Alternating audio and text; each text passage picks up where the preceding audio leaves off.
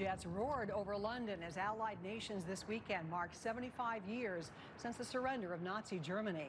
Queen Elizabeth addressed the nation yesterday, celebrating Victory in Europe Day.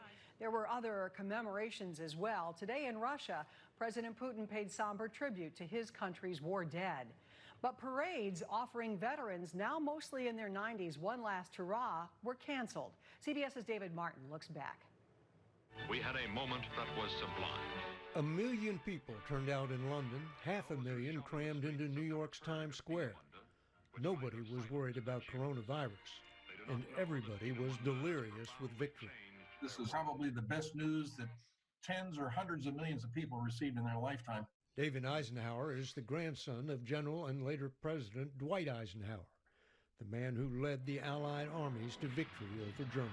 What 1 million people on the streets of London understood on May 8th was that our way of life had survived a significant challenge, a mortal challenge. The Pentagon had planned to hold a ticker tape parade in New York to honor all those who served in World War II. When coronavirus ruined that, it produced this virtual tribute instead. They were ordinary Americans who did extraordinary things under hellacious circumstances. The enemy then was Nazi Germany.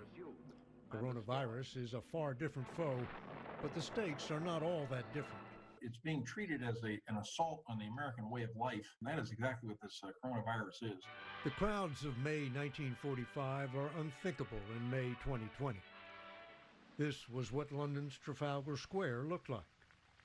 But maybe the size of the crowd doesn't matter, as long as we all remember. David Martin, CBS News, Washington. Still ahead on the CBS Weekend News.